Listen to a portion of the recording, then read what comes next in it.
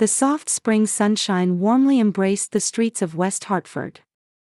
Inside Sweet Memories Bakery, facing Main Street, the aroma of freshly baked bread wafted through the air. At 6 a.m., Leighton Sterling was expertly shaping bread while glancing out the window.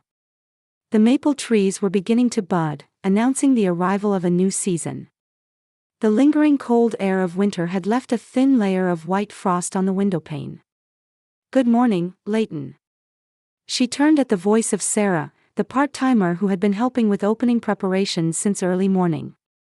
Sarah had been working at the bakery since Leighton opened it 10 years ago, investing all her savings. Now she was like family. Sarah tied her store uniform apron deftly while displaying her usual bright smile. "Good morning, Sarah. Did you finish preparing the clam chowder bread bowls?" "Yes, the fermentation is going well. They'll be ready to bake in 30 minutes. I've also prepared the main blueberry scone dough. Should we make the Vermont maple pecan Danish next?" Leighton nodded with satisfaction. These were menu items that her regular early morning customers looked forward to. They had become so popular that people lined up on weekends. Her recipes, which honored traditional New England flavors while adding modern twists, had firmly captured the hearts of the locals. Her gaze fell on a photograph of her grandmother Cecilia displayed on a shelf behind the register counter. Her grandmother, who had passed away 3 months ago from a sudden heart attack, had run an antique shop called Antique Treasures for 35 years. The photograph, given to her by her grandmother as an opening gift, was housed in an antique silver frame. Vivid memories came back to her of spending afternoons at her grandmother's shop since she was a teenager. This is an 18th century Windsor chair. See how the craftsmanship of the period is evident in the beauty of this curve. This teapot is an early Wedgwood piece. Look at the depth of this blue. That's the mark of the genuine article. Her grandmother had taught her generously about antiques. Her gaze was gentle, but when appraising items, it became sharp and utterly professional. Her grandmother, who had served as president of the Connecticut Antique Dealers Association, was a central figure in the regional antique trade. She had also handled dealings with the Wadsworth Atheneum Museum of Art, and her appraisal skills were highly regarded by the museum. On her final day, her grandmother entrusted a bank key to Leighton from her hospital bed. In the sterile, impersonal space of the white hospital room, her grandmother's hand was surprisingly warm. "You'll understand. I want to entrust my precious things to you." Those were her grandmother's last words. It took some time to understand their meaning, but now she felt a definite sense of purpose.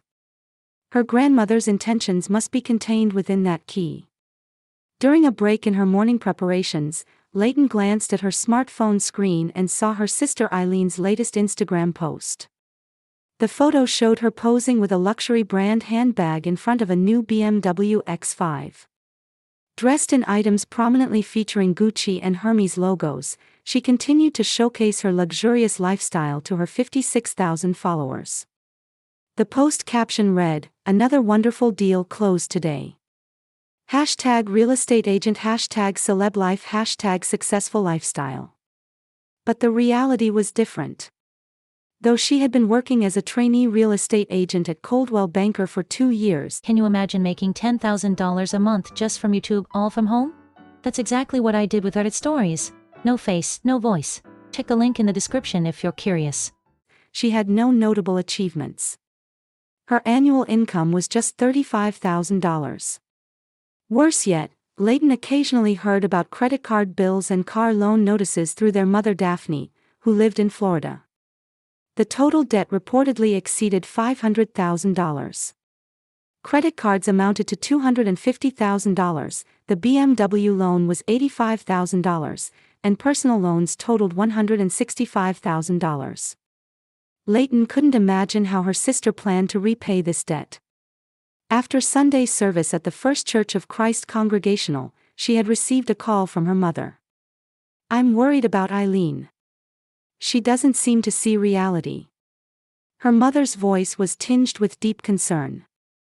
Leighton sighed deeply. Her worry for her sister's lifestyle was growing stronger. However, she was fully occupied managing her own store and didn't have the energy to get actively involved. Although the bakery had stable annual sales of $400,000, she had heavy responsibilities, including the $3,500 monthly rent payment and employee salaries. The key she had received from her grandmother was kept safely in a safe at home. Sometimes she would take it out and reminisce about her grandmother. Cecilia's husband, Leighton's grandfather, had passed away 10 years ago, leaving an inheritance of $1.5 million.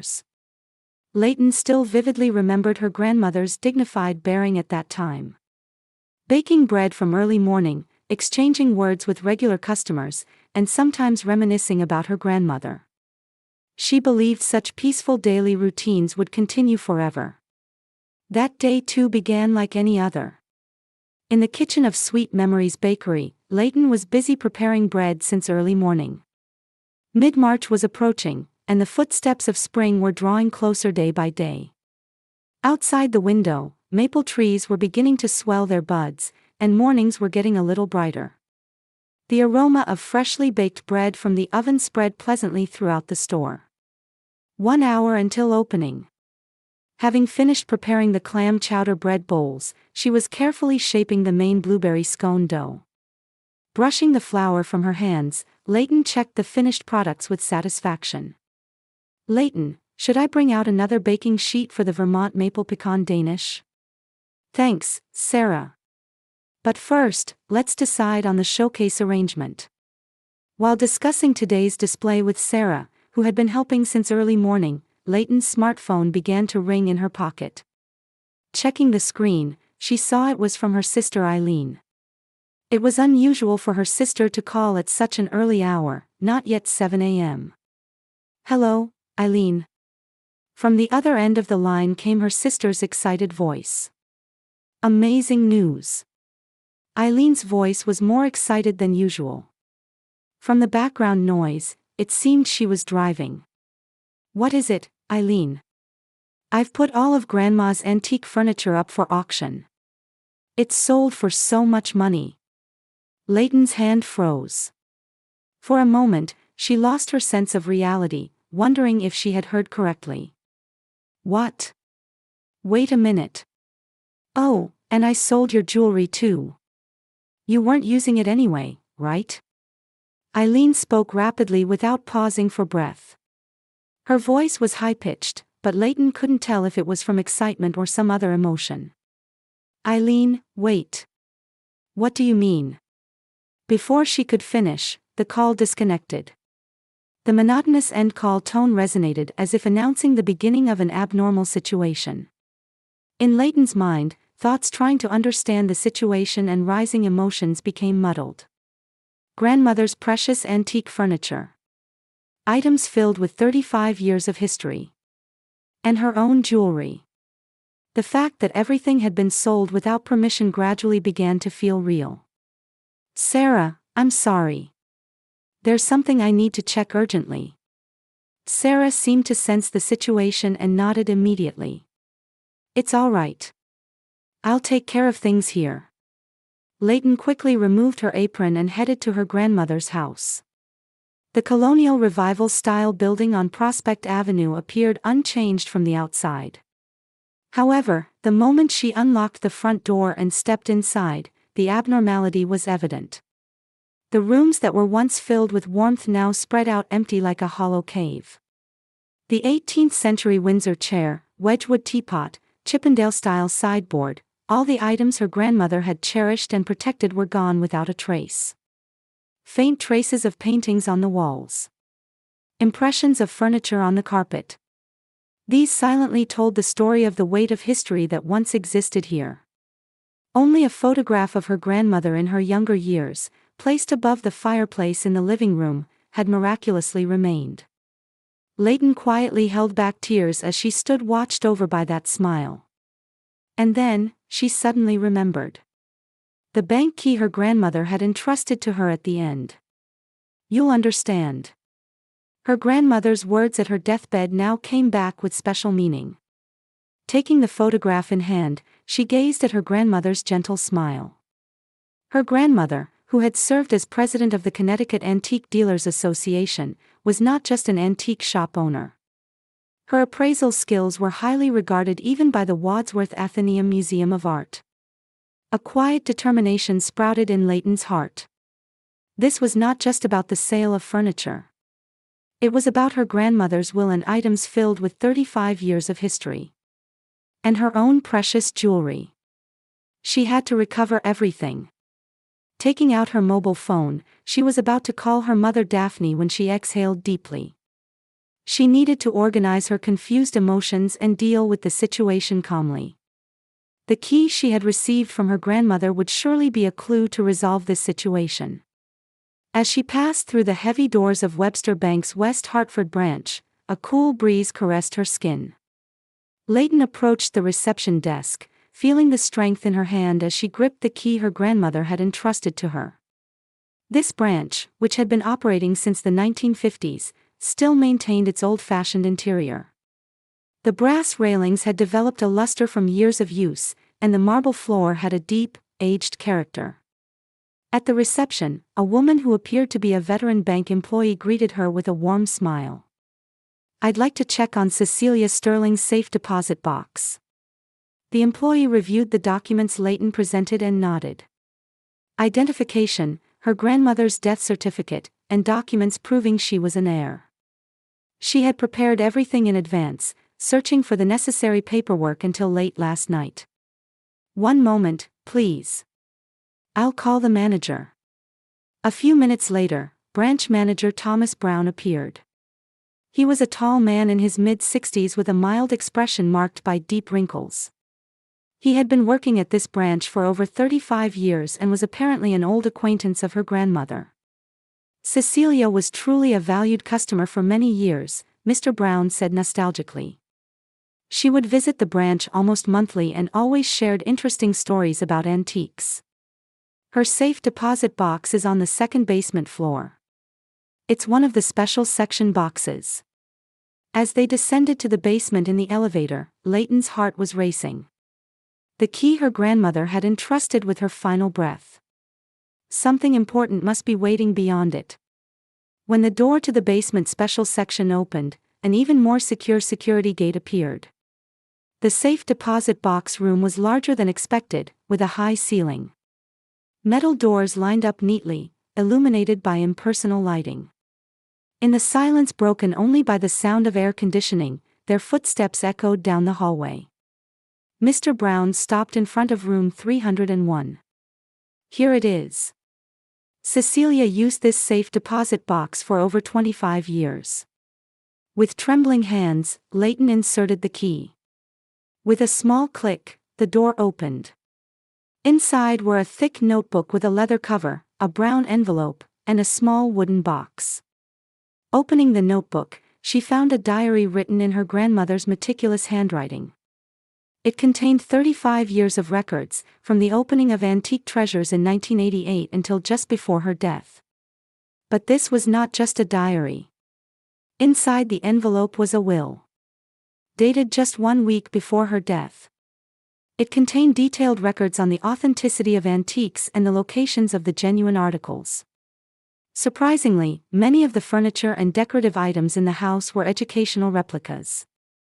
The wooden box contained certificates of provenance and photographs for each antique, organized chronologically. Everything was evidence of her grandmother's careful planning. Leighton rushed to a law firm. James Morrison, the attorney who had handled her grandmother's legal affairs for many years, immediately took action after understanding the situation. Despite being 78 years old, his judgment was sharp and his actions swift. "I'll handle the inquiries to the auction company. First, let's obtain a list of the sold items. The contents of Cecilia's safe deposit box will be important evidence in court." Meanwhile, Leighton began to closely examine Eileen's social media accounts. Numerous posts were displayed on the computer screen. Then, she discovered shocking posts. "Another wonderful antique deal closed today. Original furniture from the 1800s, worth $2 million. Another offer from a celebrity collector. This furniture once belonged in a European nobleman's mansion. Another encounter with beautiful jewelry today. The sparkle of quality diamonds suits me perfectly. The posts were accompanied by photos of furniture from her grandmother's house and Leighton's jewelry. Furthermore, judging from the posting dates, these were planned posts. When she called her mother Daphne, a deep sigh came in response. She had been worried about this situation from her home in Florida. "I'm sorry, Leighton. I knew about Eileen's debts. Credit card bills were being sent to my address. But I never imagined she would do something like this." Her mother's voice trembled. Leighton could sense her desire to avoid conflict between the sisters from her tone. But this is unforgivable. To trample on Cecilia's wishes in such a way. Contact from Attorney Morrison made the situation even clearer. Heritage Auctions had noted suspicious points in the proof of ownership Eileen had presented. They were also requesting proof of legitimate ownership for the sold jewelry. This is likely fraud. The amount is significant. The auction company is cooperative with the investigation. We need to report this to the Federal Trade Commission as well. In particular, false value representations on social media constitute serious illegal activities. Evidence was accumulating. Grandmother's diary, the will, auction company records, and false posts on social media. Everything indicated Eileen's calculated actions. Spreading out the records found in the safe deposit box on her desk, Leighton exhaled deeply. The heavy decision to report her sister. However, to protect her grandmother's wishes and for the sake of justice, it was a path she could not avoid.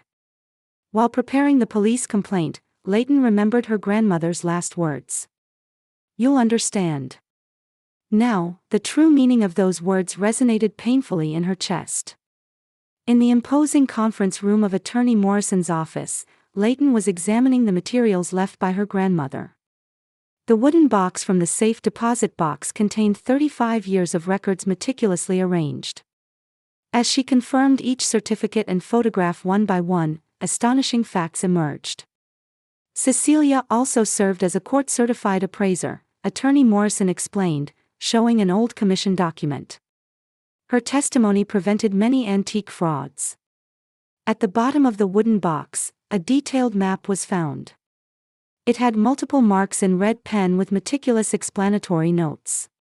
The Wadsworth Atheneum Museum of Art, Connecticut Historical Society, and several trusted collectors' locations. The genuine antiques had been donated to appropriate places. On the back of the map were detailed records of each item. "This is a perfect record," Attorney Morrison exclaimed. Cecilia was leaving everything as a record for future generations. Leighton hurriedly called Eileen. The ringtone sounded hollowly, but there was no response. Leaving a message on voicemail, Leighton drove to her sister's apartment. It was located in a corner of an upscale residential area, a 32-floor building that exuded a superficial luxury with an underlying sense of pretense. After pressing the intercom, following a long silence, Eileen's tired voice responded. "Who is it?" "It's me, Leighton."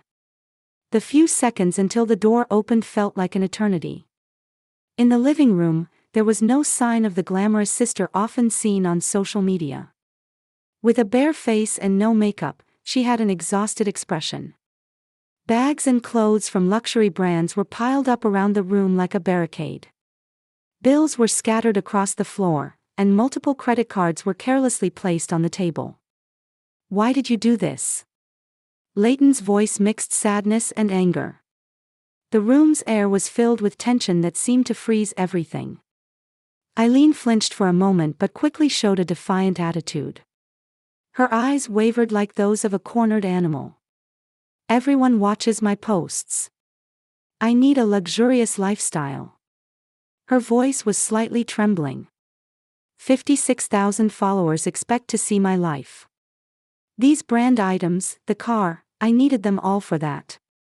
She shouted, pointing at the luxury goods scattered around the room. Grandma's old furniture wasn't being used by anyone. It's more valuable to sell it and turn it into money. But everything you sold was fake, Leighton stated quietly but with certainty. What did you say? The color drained from Eileen's face. Her expression was like a white mask falling off. Leighton slowly began to explain. Her grandmother's meticulous plan, the collection of educational replicas, and the whereabouts of the genuine antiques. And you sold my jewelry too, Leighton continued, feeling a pain in her chest. The ring I inherited from mother, the necklace from grandma. Those were our family history. But you weren't using them. Eileen's voice cracked. I needed them. To protect this lifestyle. I couldn't disappoint everyone anymore. How much debt do you have? Eileen collapsed onto a white sofa. The designer furniture made a sad sound as it creaked, belying its supposed quality. Over $5 million. Her voice was hoarse. Credit cards, car loans, and personal loans, all to keep up appearances. At that moment, there was a heavy knock at the door. When they turned around, 2 police officers were standing there. An investigation had begun based on the complaint from the auction company. Several more investigators could be seen in the hallway. Eileen Sterling, you're under arrest for fraud. With a cold metallic sound, handcuffs were placed on Eileen's thin wrists. Leighton. Eileen turned back. For the first time, genuine emotion appeared in her eyes. I'm sorry. Leighton watched her sister being taken away by the police, holding back tears. The twilight light streaming through the high-rise apartment window colored the interior with an ironically beautiful hue. Days later, events unfolded rapidly. The auction company immediately invalidated all transactions and began refund procedures for buyers. At a press conference, a representative from Heritage Auctions stated, "We deeply regret the laxity in our verification system." On social media, news of Eileen's arrest spread instantly, and her false posts were exposed one after another. Her once glamorous posts became objects of ridicule. Her Instagram follower count decreased by tens of thousands in a single day. However, Leighton's heart was not at ease. As police interrogations revealed Eileen's calculated crime, her concern for her sister's future did not diminish. In her desk drawer was a photograph of Eileen from childhood. Looking at her sister's pure smile as she looked up at her, Leighton felt a constriction in her chest. Leighton, her mother Daphne had rushed from Florida on an emergency flight. Appearing tired as she stepped off at the airport, she had lost her once dignified appearance. I share responsibility for Eileen's situation. I should have noticed earlier, should have questioned the changes in her lifestyle. When they visited the police station together, Eileen had shrunk to a shadow of her former self. Without luxury brand clothes or makeup, there was just a wounded sister. Under the fluorescent lights of the meeting room, her face appeared pale. I'm sorry. Eileen choked on her words. I've ruined everything. The family's trust, grandma's wishes. In court, the fraudulent sale of antiques, unauthorized sale of jewelry, and fraudulent acts on social media were revealed one after another. The prosecution sought a 5-year prison sentence, but the final verdict was a suspended sentence. She was ordered to pay $100,000 in compensation and permanently delete her social media accounts. Around that time, there was an unexpected contact from the Wadsworth Atheneum Museum of Art. They wanted to create a special exhibition of the genuine antiques donated by her grandmother. Titled Cecilia Sterling Collection, The Inheritance of Truth, the exhibition became a major topic in the region. I am proud that my grandmother's discerning eye and convictions are being properly recognized, Leighton stated at the exhibition's opening ceremony. And I hope that through this exhibition, many people will consider what true value means. The jewelry was also successfully recovered with the cooperation of the auction company. The ring inherited from her mother and the necklace from her grandmother returned along with precious memories. Holding the unscathed jewelry in her hand, Leighton sighed deeply. she decided to set up a small antique corner in Sweet Memories Bakery. There, her grandmother's photograph and some of the educational replicas she cherished were displayed with explanatory plates detailing their origins. Every morning, as she looked at that space while preparing to open, her grandmother's words came back to her. The value of genuine articles cannot be determined by appearance alone. What's important is their history and the feelings of those who protect and pass them on. Now, Leighton deeply understood the true meaning of those words. And she quietly hoped that she could apply this lesson as she worked to repair her relationship with her sister. 6 months after the incident, daily life was gradually returning to its normal track. The morning sun streaming through the windows of Sweet Memories Bakery gently illuminated the newly established antique corner. Inside the glass case, educational replicas cherished by her grandmother Cecilia were displayed with explanatory plates detailing their origins. Leighton, the aroma of today's maple pecan Danish is especially lovely, Sarah said as she arranged freshly baked bread. In the stillness before opening, the fragrant aroma of bread permeated the store. On weekends, the antique corner attracted people interested in antiques. Grandmother's replica collection had gained attention from local antique enthusiasts as educational materials for learning how to distinguish between genuine and fake items. This replica was created in the 1990s for educational purposes, Leighton explained to visitors. My grandmother collected quality replicas to help understand the value of the genuine articles. Eileen, having received a suspended sentence, was participating in a rehabilitation program. Her social media accounts were completely deleted, and she was living a modest life to pay the $100,000 in compensation. She had now begun volunteer work with a local NPO. On a Sunday afternoon, Eileen visited the store. Gone were her previously glamorous outfits, replaced by simple clothing, but her expression was peaceful. Mom is coming today too, Leighton offered her sister a warm cup of tea. On the table surrounded by the three of them were Leighton's homemade scones. Her mother Daphne, who had returned from Florida, sat between the sisters. Eileen, tell us about your volunteer work. Her mother's voice no longer carried the worried tone of before but was filled with calm expectation. I'm telling young people about the dangers of keeping up appearances on social media, Eileen answered, seeming a little embarrassed. I want my experience to be useful to someone. Mother nodded with satisfaction and gently held Leighton's hand. I think Cecilia would be happy too. Grandmother's photograph hung on the wall showed a soft expression as it was illuminated by the evening light. Leighton glanced at the antiques arranged in the glass case. They were not just replicas but important educational materials imbued with her grandmother's intentions. The value of genuine articles cannot be determined by appearance alone, Leighton said quietly. What's important is their history and the feelings of those who protect and pass them on. Outside the window, maple trees swayed in the autumn wind. With the arrival of a new season, it seemed that the bonds of the wounded family were gradually healing as well.